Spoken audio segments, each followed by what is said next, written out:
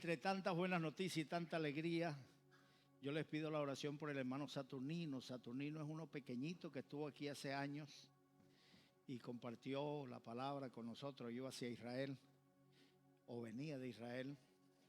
El miércoles por ahí me escribió, me pidió la oración, que estaba él enfermo y su esposa también, que se suponía que era COVID, pero que todavía no le habían hecho el examen, porque hay tantos enfermos que ni siquiera para hacer los exámenes hay. Y esta mañana amaneció el mensaje allí en las redes donde decía que la esposa de Saturnino había partido con el Señor. Y él está bastante mal. Hay que orar por él para que el Señor le sane. Si tiene que llevárselo. Él es pequeñito, pero tiene como 15 hijos. Entonces, gloria a Dios, para que el Señor, creo que tiene algunos hijos menores todavía, para que el Señor lo guarde, lo sane y que pueda seguir criando a sus hijos. Y si se lo va a llevar el Señor, que no sufra, que el Señor se lo lleve como quien queda dormido y despierta en la presencia del Señor. Gloria a Dios. Esa desgracia de enfermedad se ha llevado miles y miles de hermanos, cantidades de pastores, tanto aquí en España, en Europa, en las Américas, pero ya está pronto a desaparecer en el nombre del Señor. ¿Cuántos dan gloria a Dios? Ahora sí los niños pueden irse con su canción a otro lado. Dios le bendiga.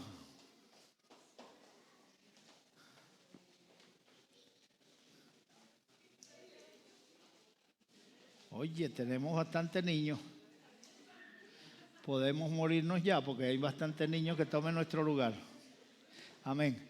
Dios le bendiga, hermano. Dios le guarde. Vamos a abrir nuestras Biblias en el capítulo 12 de Primera de Reyes. Perdón, capítulo 13 de Primera de Reyes. Capítulo 13 de Primera de Reyes. Y vamos a leer desde el versículo 14 hasta el versículo 19. Dice así la palabra del Señor.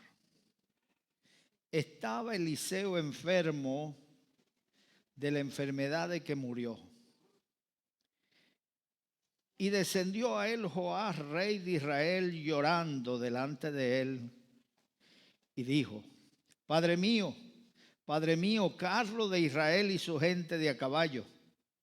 Y le dijo Eliseo: toma un arco y una saeta. Tomó él entonces el arco y una saeta. Luego dijo Eliseo al rey de Israel: pon tu mano sobre el arco. Y puso su mano sobre el arco. Entonces puso Eliseo su mano sobre las manos del rey. Y dijo: abre la ventana que da al oriente. Y cuando él la abrió, dijo Eliseo: tira. Y tirando él, dijo Eliseo: saeta de salvación de Jehová y saeta de salvación de Siria, porque herirás a los sirios en Afec hasta consumirlo. Y le volvió a decir: toma la saeta. Y luego que el rey de Israel la hubo tomado, le dijo: golpea la tierra. Y él la golpeó 3 veces y se detuvo. Entonces el varón de Dios, enojado contra él, le dijo: al dar 5 o 6 golpes hubieses derrotado a los sirios hasta no quedar ninguno. Pero ahora solo 3 veces derrotarás a los sirios. Padre, gracias por habernos reunido en este lugar. Tu palabra dice que donde están 2 o 3 reunidos en tu nombre, allí estás tú en medio de ellos. Yo te pido, Señor, que hables a través de tu palabra, que nos hables a nuestros corazones, que sin ti nada podemos hacer. Voz de Dios y no de hombre, en el nombre de Jesús. Amén, amén, amén. Hermanito, Dios le bendiga. Hoy, como siempre, procuramos compartir el mensaje que se está compartiendo en todas las escuelas dominicales a nivel internacional, pero hoy tocaba Día de los Padres. Está fuera de contexto porque aquí pasó el Día de los Padres hace varios meses. Entonces no tenía sentido predicar un mensaje sobre los padres si hoy no es Día de los Padres aquí. Así que cada uno aquí en España escogió predicar un mensaje que le diera el Señor. Y seguramente el hermano Yudanel predicó un mensaje, su propio mensaje. Y ahora me toca a mí. Y el mensaje que yo he escogido para compartir con ustedes, o que me dio el Señor, porque estaba orando, estaba recibiendo todas esas noticias y el Señor me dio la palabra en ese momento. Entonces, mis amados hermanos, el mensaje se llama no des tregua. Cuando se da tregua en una guerra es porque se tiene la vista puesta en una paz. Pero la mayoría de las veces, o algunas veces, esas treguas que piden los contendores no es para hacer la paz, sino para rearmarse, para buscar más soldados, aunque sea contratados, mercenarios, porque también se pueden contratar ejércitos desde los tiempos antiguos y hasta el día de hoy. Ese llamado Estado Islámico, todos esos soldados son de distintos países y son contratados por la gente de los islámicos que tienen dinero. Cuando ellos nunca han pedido la paz, ellos prefieren luchar hasta la muerte. Pero en cuanto a Israel, cada vez que Israel es atacado por los islámicos, entonces ellos piden una tregua, piden un cese al fuego, pero no es porque quieran hacer la paz, sino porque quieren reagruparse, porque los están venciendo, porque los están derrotando, los están acabando. Entonces, cuando Israel, presionado por los países del mundo, porque para el mundo aparentemente los malos son Israel. Y resulta que cuando Israel atacó la vez anterior, llevaba en un día 8,000 misiles lanzados sobre Israel. ¿Qué iban a esperar? ¿Que acabaran con la nación? Que sí, que Israel tiene un sistema de seguridad muy efectivo, como es la cúpula de hierro, que cuando le lanzan un misil, la cúpula de hierro lanza otro y los intercepta en el aire. Hermanos, pero algunos caen en la población civil y los matan. Sí les matan civiles. Cuando ellos atacan, lamentablemente, aunque tratan de atacar quirúrgicamente, sin embargo, a veces algún misil cae en lugar no adecuado. Otras veces es que los mismos islámicos lanzan misiles desde las escuelas. Imagínese usted una escuela llena de niños, lanzan misiles desde allí para que Israel ataque la escuela y entonces haya una matanza de niños y lo acusan, Israel mata niños. Entonces ellos lo llaman daños colaterales. Todas estas cosas las sé porque se ven en las noticias. Mis amados hermanos, cuando ellos hacen tregua es para rearmarse. Ahora mismo se están rearmando otra vez. Ayer lanzaron 3 misiles. Entonces no es porque quieran la paz. Cuando yo pienso en el diablo fue un ángel. Comandaba la tercera parte de los ángeles de Dios. Cuando fue creado, la Biblia dice que sonaron todos los instrumentos de música en el cielo. Hubo fiesta. Fue criado con toda clase de piedras preciosas. Era más alto que los otros ángeles y con sus alas cubría a los ángeles de tal manera que le llamaban también ángel cubridor. Le llamaban lucero de la mañana porque su cuerpo resplandecía y alumbraba. Le llamaban bella luz, pero con tanta gloria, un día dijo en su corazón: subiré a lo alto donde está el trono de Dios. Me sentaré en su lugar y seré semejante a él. Cuando pensó esto, fuego cayó del cielo sobre él. No lo dejó Dios llevarlo al hecho para castigarlo, solamente compensarlo.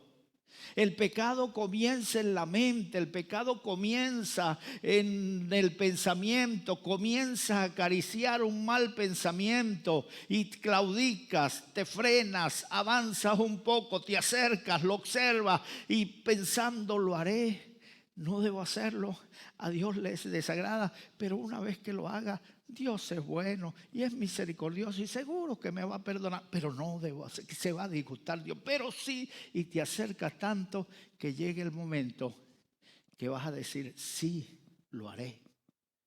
Una vez que el pecado es concebido, quiere decir que lo apruebas en tu mente, así como la mujer cuando concibe una criatura, ya la criatura existe, así en tu mente concibes la idea de cometer el pecado, allí ya está el pecado. Ya existe el pecado, ya lo has aprobado en tu mente. ¿Qué hacemos allí en ese momento? Todavía hay tiempo. Puedes frenarte, puedes vencer ese pensamiento que ya has aprobado y decir no lo haré, y el pensamiento sigue porque ya lo has aprobado, sigue luchando contra ti, te quiere debilitar hasta tal punto que tú decidas cometer el pecado, pero sigue luchando hasta que ese pensamiento muera en tu mente. Las batallas en la mente, las guerras en la mente se pelean en la misma mente. Tenemos una armadura especial que es la palabra de Dios. Jesucristo se enfrentó al diablo y se enfrentó con la palabra. Cuando el diablo le dijo, si eres hijo de Dios, haz que esta piedra se convierta en pan, Jesucristo le dijo, escrito está, no solo de pan vivirá el hombre, sino de toda palabra que sale de la boca de Dios. Se lo llevó al pináculo del templo. ¿Cómo? ¿Cómo es eso que se lo llevó? No había helicópteros, no había aviones, no había coches. ¿Cómo se lo llevó?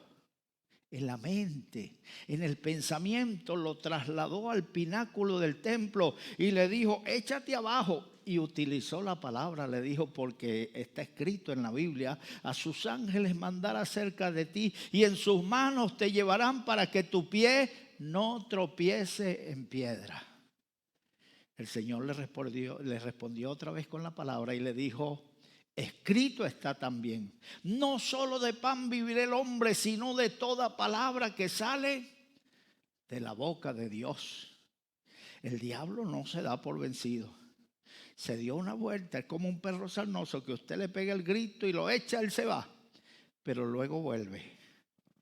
El diablo volvió y se lo llevó a un monte alto, en la mente también, en el pensamiento, y le dijo, le mostró los reinos del mundo, le mostró la gloria de ellos, la riqueza, el poder, el dominio.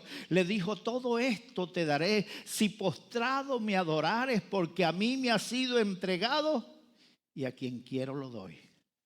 Jesucristo le dijo, escrito está, Satanás, al Señor tu Dios adorarás y a Él solo servirás. Y le dijo, vete, Satanás. Y Satanás se fue. Y vinieron ángeles y le sirvieron, símbolo de victoria, símbolo que había ganado la batalla. Entonces las batallas en tu mente se pelean en la mente hasta derrotarla, no dejarla salir. Hermano, ¿cómo? Con la palabra de Dios. La Biblia dice, llevando cautivo todo pensamiento a la obediencia de Cristo. Cautiva, cuando el diablo te dice, haz lo malo, la Biblia dice, haz el bien, deleítate en la verdad y habitarás la tierra. Cuando el diablo te diga, mira, estás pasando muchas pruebas, recuérdele lo que dice la palabra, muchas son las aflicciones del justo, pero de todas ellas los librará Jehová con la palabra, con la palabra, con la palabra. Cautiva el pensamiento con la palabra hasta encadenarlo, apresarlo y hacerlo desaparecer en el nombre del Señor. Hermano, el diablo no va a descansar. Por eso llevo 46 años en el Señor y nunca le he pedido a Dios que perdone al diablo. Porque si Dios no lo ha perdonado en tantos siglos que han pasado, hermano, ¿quién soy yo para que pelee con Dios? Él conoce la naturaleza de Satanás, que es pecaminosa. La Biblia dice, él peca desde el principio, es mentiroso y padre de mentira. En el nombre del Señor, la batalla se pelea allí en la mente, en el nombre del Señor. Hermano, no se da tregua. Contra el enemigo espiritual no se da tregua.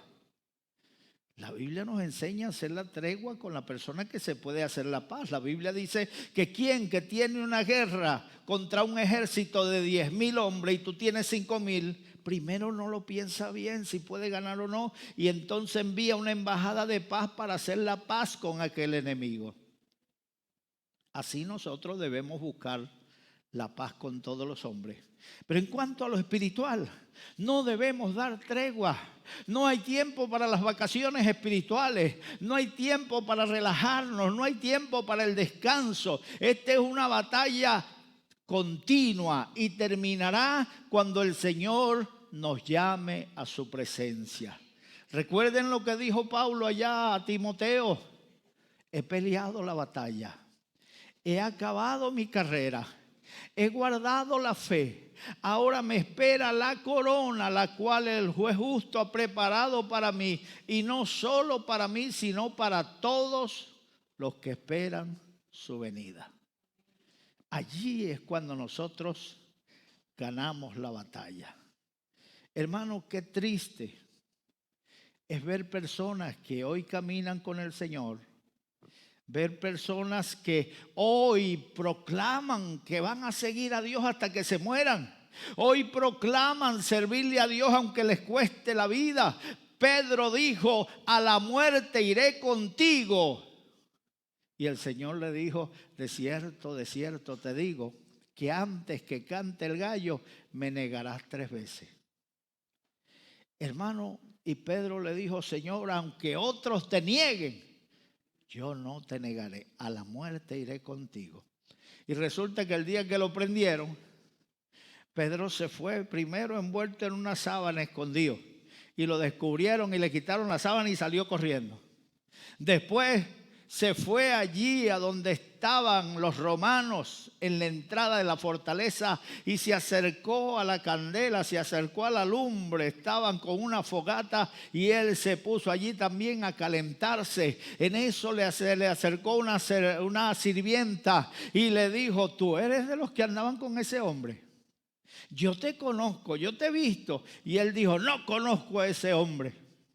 Al ratico le volvió a acercar la sirvienta y le dijo: si hablas como ellos, esta gente habla refinado, esta gente no dice grosería, esta gente habla muy bien y tú hablas como ellos. Empezó Pedro a maldecir y a decir grosería. La mujer dijo: oye, perdón, creo que me equivoqué, porque los evangélicos no dicen esas groserías tan fuertes. No, este no es evangélico. Perdón, y se fue. Después llegó otra sierva y le dijo lo mismo y él volvió a decir grosería. Cuando terminó de negar al Señor, cantó el gallo y dice la Biblia que Pedro lloró amargamente. Reaccionó, gracias a Dios que reaccionó antes de tomar otra determinación. Judas reaccionó, pero fue para correr a ahorcarse.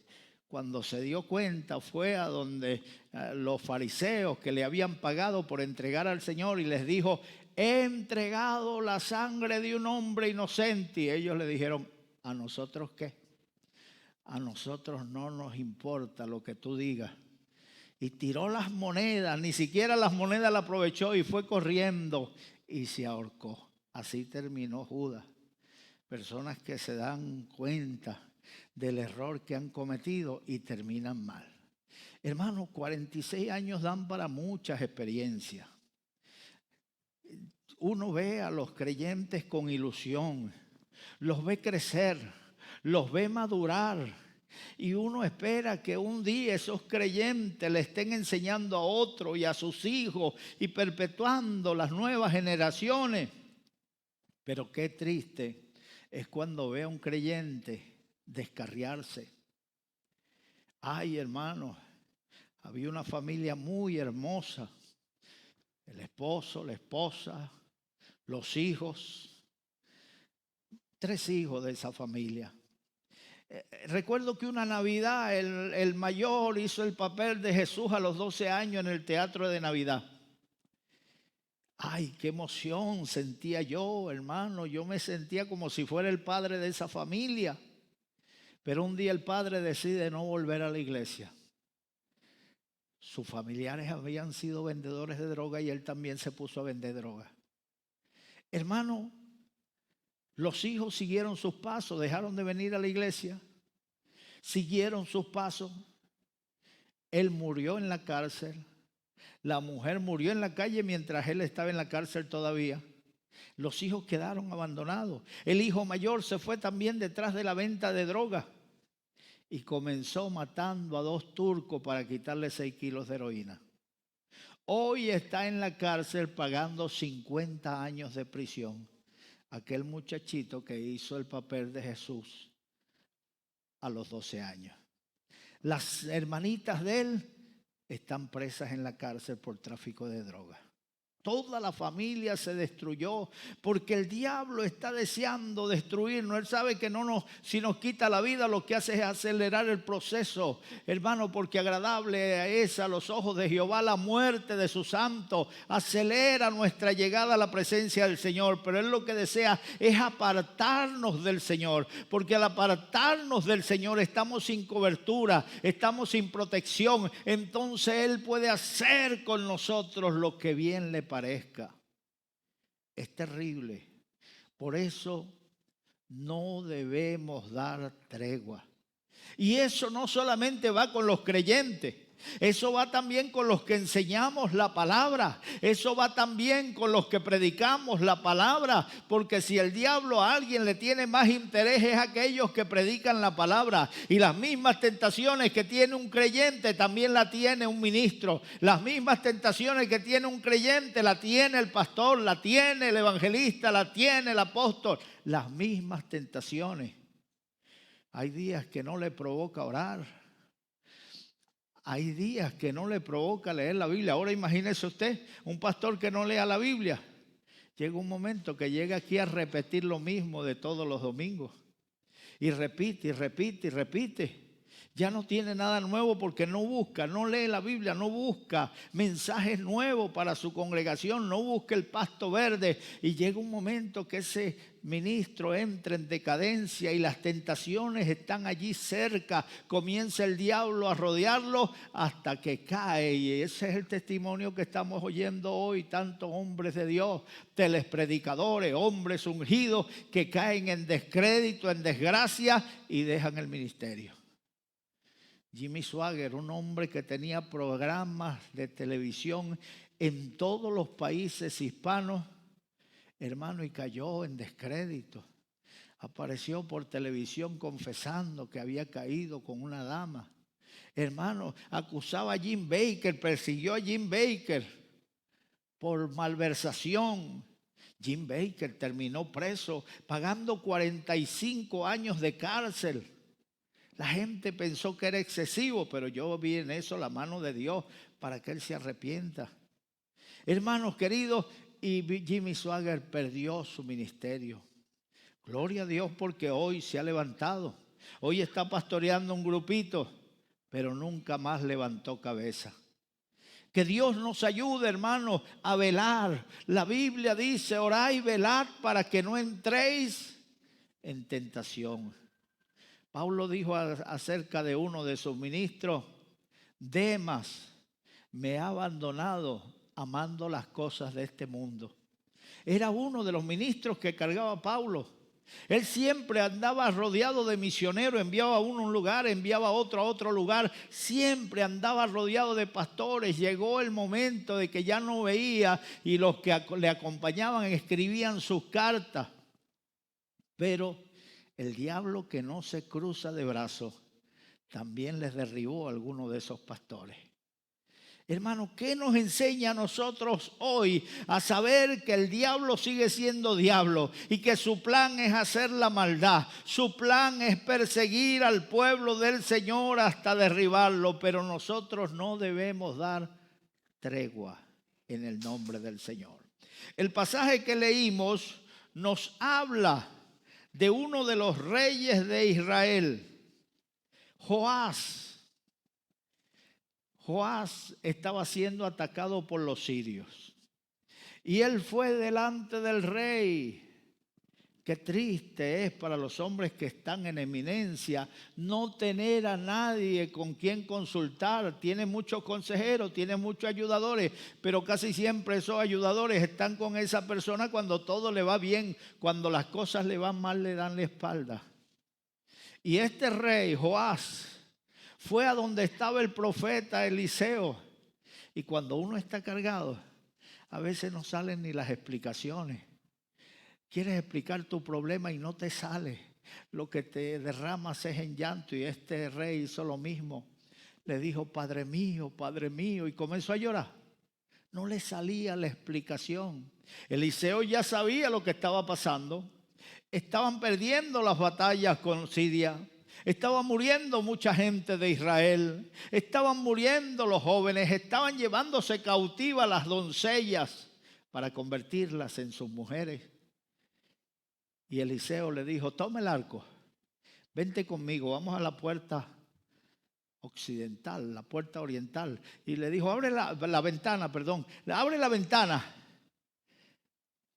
Entesa el arco, suelta la flecha. Y la soltó. Cuando la flecha va volando, Eliseo dijo, flecha de liberación, flecha de salvación de Jehová, flecha de victoria. Y le dijo, toma otra saeta, golpea la tierra. Y él golpeó la tierra con una parsimonia, con una lentitud, con una pereza, y la golpeó 3 veces.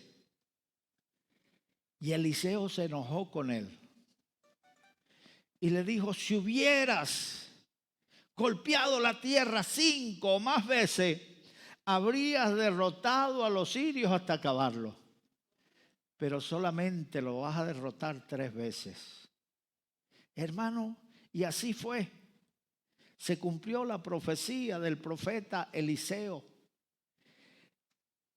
Esto nos enseña a nosotros la perseverancia, la insistencia. Se dice que el que persevera, vence. Entonces nosotros debemos ser perseverantes, vivir en ataques continuos. ¿Cómo nosotros atacamos al enemigo? Si sabemos que aquí hay una demoniera de borrachera, los jóvenes se juntan los fines de semana para emborracharse, para drogarse, para pelear entre ellos. ¿Qué debemos hacer? Vamos a orar. Vamos a ayunar, vamos a meternos con Dios, no vamos a dar tregua hasta que eso se acabe en el nombre del Señor. Si sabemos que el diablo está tentando a los jóvenes y los jóvenes ya no tienen ganas de culto, han entrado en una etapa de la juventud en que sus compañeros le dicen, estás perdiendo tu juventud allí, tanto culto y tanto Dios, vente con nosotros los fines de semana a la movida, a la fiesta, a las discotecas. Y los jóvenes empiezan a hacerle efecto esas recomendaciones. ¿Qué debemos hacer? Ayunar por los jóvenes, atacar. No dar tregua en el nombre de Jesús. Pelear, nuestra batalla no es contra carne y sangre, sino contra principados, contra potestades, contra huestes espirituales de maldad. Hay historias que casi no las nombramos hoy porque son historias bastante agresivas. Pero la gente del tiempo antiguo mostraban su celo por Dios, peleando contra lo malo, insistiendo en ellos y no descansaban hasta que acababan con ellos. Uno de esos hombres que hizo historia se llama Jehú. Llegó a ser rey sobre Israel. Él vio la maldad que había en el pueblo de Israel. Vio cómo Israel se había descarriado.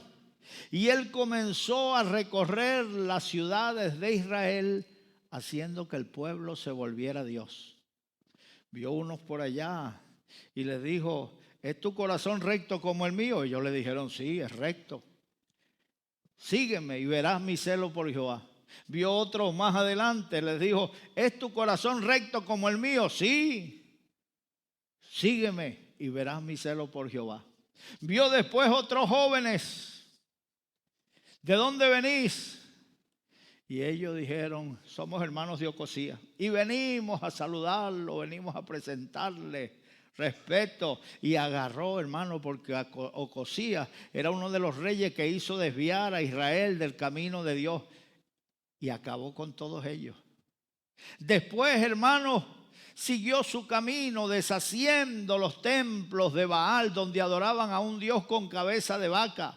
El pueblo de Israel, ese pueblo que vio a Dios montado en el Sinaí, que vio a Dios peleando contra la primera potencia mundial que fue Egipto. Hermano, como 10 plagas cayeron sobre Egipto hasta que Faraón dijo, sal de aquí tú, tu pueblo y todos los que están contigo antes que perezcamos.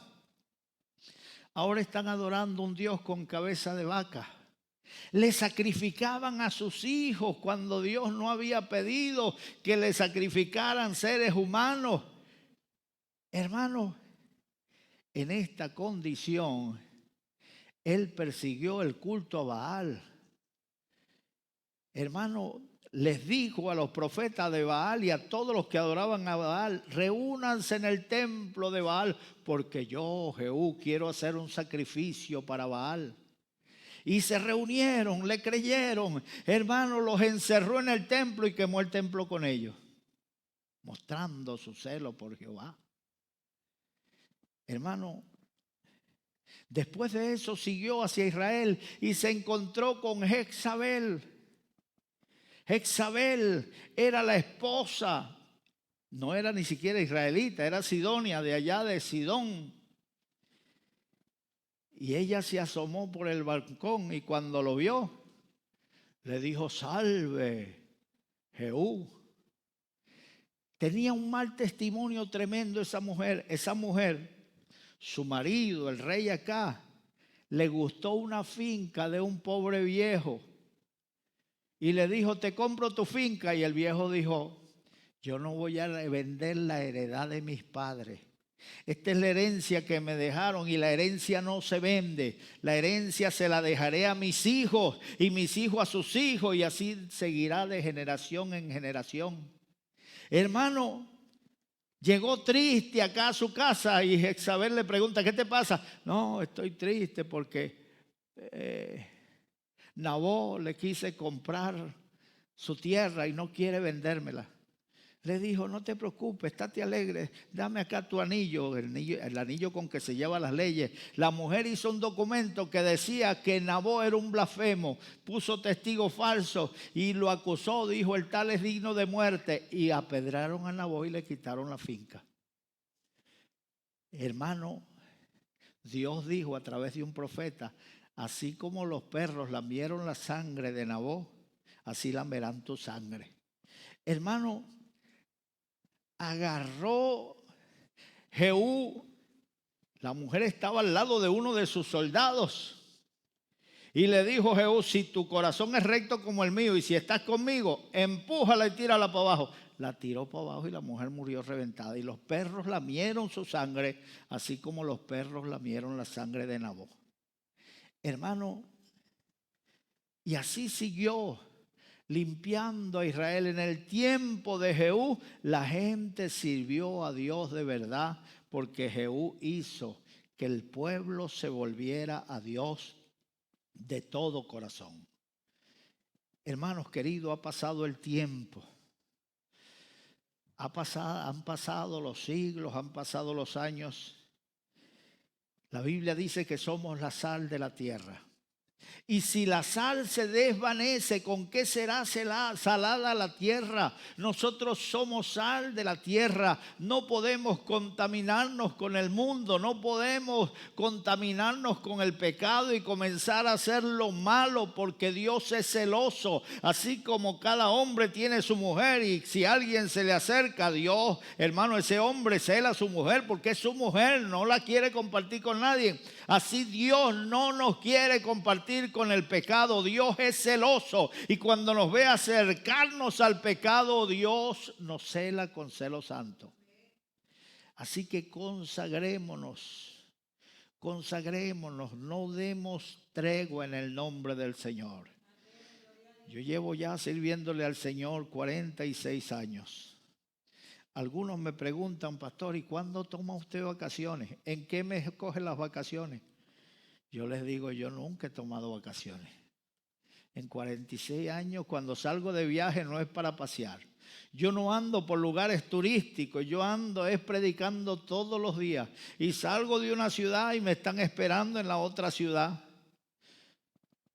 en el aeropuerto, para llevarme a la iglesia donde voy, para que yo predique ahí. Y a veces termino de predicar y salgo en la noche. Eso es continuo. A veces predico hasta 5 veces en un día. Hermano, esas no son vacaciones. Pero cuando me preguntan que si me tomaría unas vacaciones, le digo, no, vacaciones no. Yo dejo esto por un ratico, por una semana, y seguro que volver otra vez a estar en tensión. Esta es una vida continua de tensión. Nunca dejamos de estar enfrentando problemas. Nunca dejamos de estar enfrentando las dificultades, porque somos como los últimos de la lista. Siempre estamos, la gente crece, se vuelve honorable y ya son gente de respeto que ni se acercan a los problemas ni quieren saber de ellos. Nosotros siempre estamos allí donde está la chatarra, donde están los coches abollados, donde está el coche reventado, para arreglar, para solucionar, para sanar, para vendar las heridas. Esa es nuestra vida. El Señor nos ha exhibido a nosotros como los últimos de la lista, pero seguimos al pie del cañón hasta que el Señor nos llame a su presencia. ¿Cuántos dan gloria a Dios?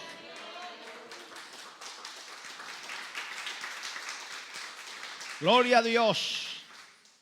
Bendito sea el Señor. Un ejemplo para los creyentes es la vida del apóstol de los gentiles. ¿Quién es el apóstol de los gentiles? El apóstol Pablo fue perseguidor, participó en la muerte de Esteban. Su celo le llevaba a perseguir a los cristianos, los torturaba, los obligaba a blasfemar. Mis amados hermanos, y no se conformó con perseguirlos en Jerusalén, sino que se ofreció para perseguirlos voluntariamente allá en Damasco. Se enteró que se habían refugiado allí, pidió autorización de los sumos sacerdotes para perseguirlo allá, y entonces se fue con un grupo de hombres a perseguir a los cristianos en Damasco. Ya en Damasco los cristianos están enterados que Saulo de Tarso viene a perseguirlos allí también, y están orando, están ayunando, cuando de repente, ya frente a los muros de Damasco, Saulo de Tarso cae a tierra. Un rayo de luz le rodea, y desde el rayo de luz oye la voz del Señor que le dice: Saulo, Saulo, ¿por qué me persigue? Y él responde: ¿quién eres, Señor? El Señor le dice: yo soy Jesús a quien tú persigues. Dura cosa te es dar coces contra el aguijón. Y él hizo la pregunta clave: ¿qué quieres tú que yo haga? Cuando has cometido un error, cuando has vivido según tu propio pensamiento, cuando has creído que es lo correcto, lo que tú haces es lo correcto que se debe hacer, pero estás equivocado, cuando reaccionas, cuando te das cuenta del error que has cometido, en ese momento debes preguntar. La Biblia nos ordena preguntar por la senda antigua. Preguntar. Pablo preguntó: ¿qué quieres tú que yo haga? Y el Señor le dijo: entra en Damasco y allí te diré lo que debes hacer. Entró en Damasco y allí, hermano, se hospedó en la calle derecha. Y allí llegó Ananías, un varón de Dios, al que el Señor le dijo: ve a la calle derecha y vas a encontrar a Saulo de Tarso. ¿A Saulo de Tarso, Señor? Es que usted no sabe que nos persiguió en Jerusalén y viene aquí con carta de los sumos sacerdotes para perseguirnos también. El Señor le dijo: ve, porque yo te lo ordeno. Él está orando y él ha visto en visión un varón llamado Ananías que ora por él. Recibe el Espíritu Santo, recibe la vista y es lleno del Espíritu Santo. Entonces Ananías se fue y cuando llegó, Saulo está orando y oye, entonces le dice: Saulo, el Señor que se te apareció en el camino me ha enviado para que recibas la vista y seas lleno del Espíritu Santo. En ese momento a Saulo le cayeron como escamas de los ojos, recibió la vista y Ananías le dijo: ¿por qué te detienes? Levántate, lavas tus pecados, haz buenas obras y predica la palabra. Y salió a predicar. Se fue a Jerusalén porque él dijo: esos que me conocieron como perseguidor ahora tienen que conocerme como creyente. Pero no quisieron matarlo, tuvo que huir. Se fue al desierto 3 años y allá en el desierto el Señor le envió a Bernabé para que lo buscara. Se fueron a Antioquía de Siria y allí el Espíritu Santo habló en una reunión de ayuno. Llevaban 3 días de ayuno. El Señor dijo: apartarme a Saulo y a Bernabé para la obra que le he encomendado. Desde entonces va predicando. A pesar de Saulo ser un nuevo creyente, no es Bernabé el que lleva la voz cantante. Dios ungió a Saulo con palabra de poder. Dios ungió a Saulo con elocuencia. Y cuando hablaba la gente entendía claramente que Cristo es el Señor. Hermanos queridos, en Listra lo apedrearon. En Filipo le dieron 39 latigazos y lo amarran del cepo, pero él no se detiene. Allí en medio de la mazmorra comienza a cantar, comienza a orar, está orando, está cantando a pesar del dolor por los latigazos, está adorando al Señor. Convirtió aquella mazmorra en un altar, en una iglesia, está adorando. El avivamiento no está externamente, el avivamiento lo llevamos nosotros dentro. Así que si nosotros avivamos ese fuego se va a despertar. ¿Cuántos dan gloria a Dios? Tú tienes el poder dentro de ti. Tú tienes la unción contigo. No te detengas. Esa unción no depende a lo que tú sientas. Hay veces que sientes un vacío, pero eso no quiere decir que eso es una realidad. Hay veces que te sientes solo, pero eso no quiere decir que es una realidad. El Señor está contigo. Gloria a Dios. Siéntalo o no lo sientas, el Señor está contigo. Él no depende de tus sentimientos, sino de tu fe. La Biblia dice que el justo por su fe vivirá. Así que créele a Dios y verás la gloria de Dios. Diga gloria a Dios y a su nombre. Hermanos, a la medianoche, con esas heridas en sus espaldas, ellos cantaban y oraban. Y Dios no pudo resistirse. Es que la Biblia dice: si alguno me sigue, sírvame. Y allí donde yo estuviere, allí estará mi servidor. El Señor no pudo seguir sentado en su trono, descendió allí a la cárcel con Pablo. La gloria de Dios llenó aquella cárcel, un resplandor, una nube blanca. En la cárcel empezó a temblar, porque delante de Dios la tierra tiembla. Las puertas se abrieron, las cadenas se rompieron y Pablo quedó libre con Silas. ¿Cuántos dan gloria a Dios? El carcelero agarró la espada para matarse, porque cuando un preso se fugaba, pagaba con su vida. Y cuando ya se va a clavar la espada, Pablo le grita: no te hagas daño, que estamos aquí. Encendió la lámpara y ahí está Pablo y Silas. Y entonces el hombre se tiró de rodillas al suelo y le dijo: ¿qué necesito yo para ser salvo? Y Pablo le dijo: cree en el Señor Jesucristo y serás salvo tú y tu casa. Allí comenzó el evangelio, en la casa de un romano. Hay gente gente que dicen esta tierra es difícil, esto es difícil, el evangelio aquí en España, la gente no se entrega, la gente está cerrada hacia las cosas de Dios. Hermano, si está cerrada ahora, imagínate 37 años atrás, cuando llegamos nosotros a Málaga, hermano, no habían latinos, no habían gente de África, no habían gente de ningún lado, no había emigración extranjera. Todos eran nacionales, gente cerrada, acostumbrado al catolicismo romano, pero aquella gente comenzó a abrirse al evangelio y comenzaron a entregarle sus vidas al Señor. Y hoy la iglesia de Málaga es mayoritariamente españoles. Bendito sea Dios, o sea que no hay tierra dura delante del Señor. Si el diablo pone la tierra dura, el Señor es más duro que el diablo. ¿Cuántos dan gloria a Dios? ¿Cuántos dicen aleluya? Él es Dios, Él es Dios, Él no cambia ni cambiará jamás. Hermanos, después de Pablo recorrer las tierras de Asia, después de recorrer parte de Europa, vuelve a Jerusalén, donde es apresado. Lo querían matar, pero él apela a César porque había un complot para sacarlo de la cárcel. Como que querían consultar con él e investigar mejor, pero lo querían matar en el camino.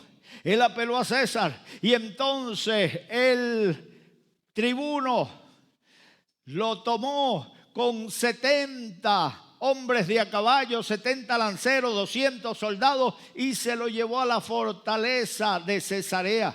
Y les dijo a los que lo juzgaban que fueran allá si querían juzgarlo por algo. Al ver Pablo que había un complot para que lo liberaran y lo entregaran en manos de los judíos, apeló a César. Y a César fue llevado. En el camino, en la tripulación, en el barco, hermano, se ganó a todos los tripulantes del barco para el Señor. Se ganó a los marineros, se ganó a los soldados, se ganó a los presos, hermanos, y los presos ayunando. Fíjate si aprendieron rápido que ayunaron 14 días. Y allí en medio del ayuno, Pablo le dijo, hermano, vamos en una travesía en el mar. El ayuno ya se ha alargado mucho, son 14 días que lleváis sin comer. Tened ánimo y comed, porque el Dios al que yo le sirvo me ha dicho anoche, se me apareció, me envió su ángel anoche y me dijo que me ha entregado toda la tripulación. Y me ha dicho que ninguno de ustedes se va a morir en este viaje. Que la tripulación se va a perder el barco, se va a estrellar, se va a deshacer, pero todos nos vamos a salvar. Ay, se animaron aquella gente y comieron con gusto, entregaron el ayuno y ese día la nave encalló en los arrecifes, se hizo pedazo, pero todos llegaron a la orilla. Hermanos, hay veces que tenemos un problemita y andamos con la cara larga. Ay, qué duro es el evangelio. Ay, qué difícil es las cosas del Señor. Hermano, yo llevo 46 años y para mí no ha sido difícil, porque cuando la carga se me hace pesada, le digo, Señor, échame un cable, échame una ayudadita, pon tu hombro, y le dejo la carga al Señor y Él dice, yo llevo tu carga y te llevo a ti también. Echa sobre mí tu carga y yo te sustentaré. ¿Cuántos dan gloria a Dios? ¿Cuántos dicen aleluya? Bendito sea Dios. Hermanos queridos, se estrelló la nave. Todo el mundo exhausto se echa a la orilla de la playa, sin fuerza, sin ánimo. Salen de una y caen en otra. Van camino a ser juzgados en Roma y ahora naufragan. ¡Qué tremendo! Pablo no hizo lo que hacía todo el mundo. Pablo comenzó a recoger leña, cansado como todo el mundo, pero empezó a recoger leña para hacer una fogata y que los demás se calentaran, entraran en calor. Y cuando está recogiendo la leña y le pega fuego, una serpiente sale huyendo y se le prende del brazo. Lo mordió. La gente que está con él empiezan a murmurar y a decir, este es un maldito. El juicio de Dios lo ha alcanzado aquí. Viene huyendo de Dios, viene huyendo de la justicia, y aquí lo alcanzó la justicia. Y esperaban que pensara a botar espuma por la boca, esperaban que se hinchara, que se pusiera como un monstruo, pero no. Pablo de lo más tranquilo, calentándose en la lumbre, y pasan las horas y aquella gente comenzó a cambiar su actitud y la manera de mirar a Pablo. Mire, usted espera que la gente siempre le dé una palmadita en la espalda, que la gente siempre esté con usted, pero cuando tú tengas derrota, cuando tengas problemas, vas a comerte tus problemas solo, porque la gente no sigue derrotados, sino triunfadores. Así que aprende a caminar solo con el Señor, porque cuando la gente te deje solo, el Señor nunca te va a dejar. Él dice: no te dejaré ni te desampararé. ¿Cuántos dan gloria a Dios? En un momento, después de verlo como un héroe, ahora lo miran como un derrotado. Mira, lo mordió la serpiente. Ahora, ¿qué va a hacer este aleluya?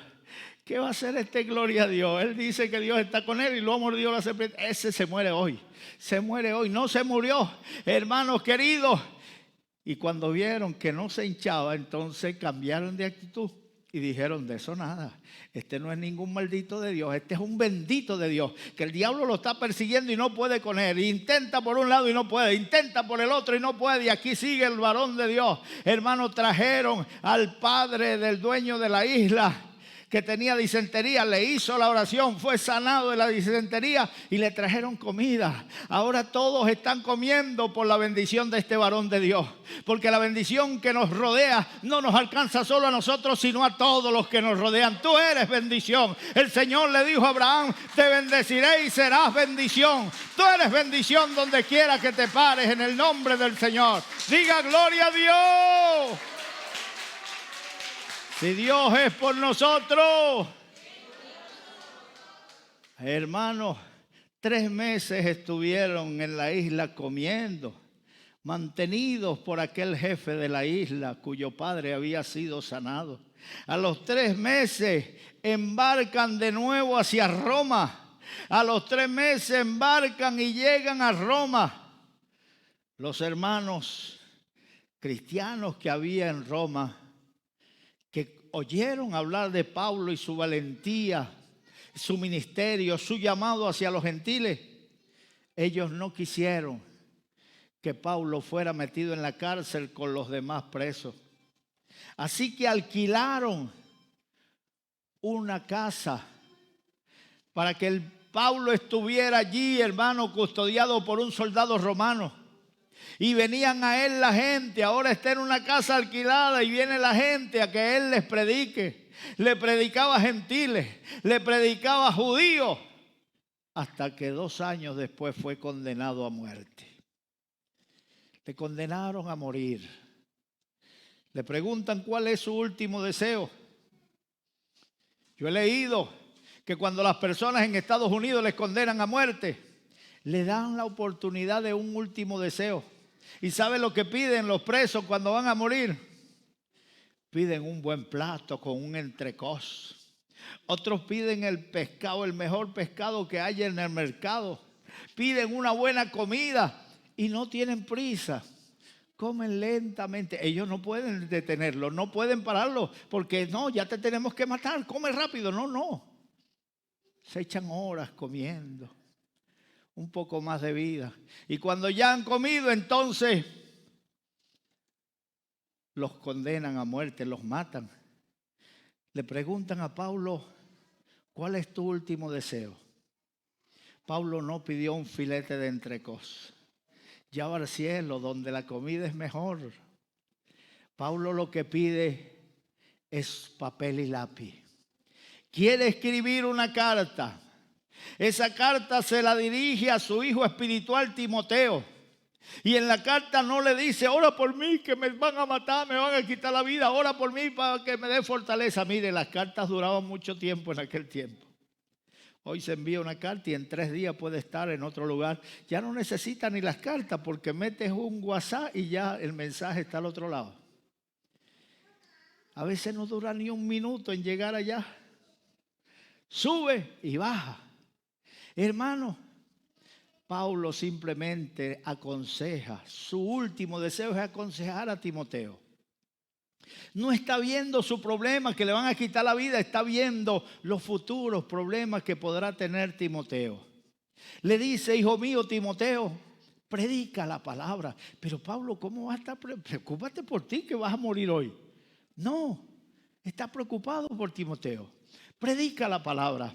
Exhorta, reprende, redarguye con toda paciencia y doctrina, porque viene la hora en que no se gozará de la sana doctrina, sino que la gente, teniendo comezón de oír, se amontonarán maestros según su propia concupiscencia y arrastrarán tras sí a los indoctos.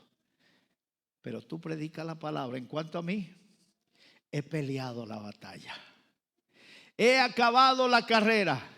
Ahora me espera la corona que el juez justo ha preparado para mí, no solo para mí, sino para todos los que esperan su venida. Entregó su carta, se entregó en manos de soldados, lo decapitaron, se fue para el cielo y hoy, 2000 años después, aquí estamos leyendo su historia, aquí estamos leyendo sus cartas. Bien dice la palabra: bienaventurados los que duermen en el Señor, descansarán de sus trabajos, pero sus obras con ellos sigue. ¿Cuántos dan gloria a Dios?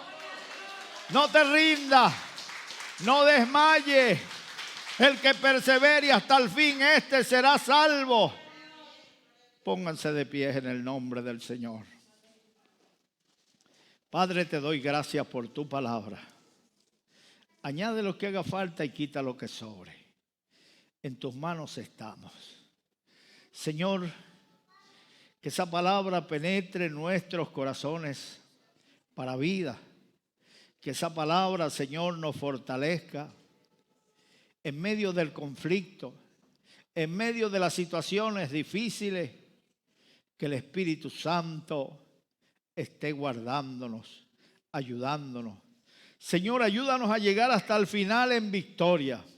Que podamos decir como San Pablo: nosotros no somos de los que retroceden para perdición, sino de los que tienen fe para preservación del alma. Ayúdanos a serte fieles, Señor. Que no desmayemos a lo largo del camino, que no nos quedemos en el camino, sino que lleguemos a la meta en el nombre de Jesús. Ayúdanos a serte fieles, Señor, en el nombre de Jesucristo. Gracias, Padre mío, en el nombre de Jesús. Amén, amén, amén. Que Dios les bendiga, hermanos, que Dios les guarde.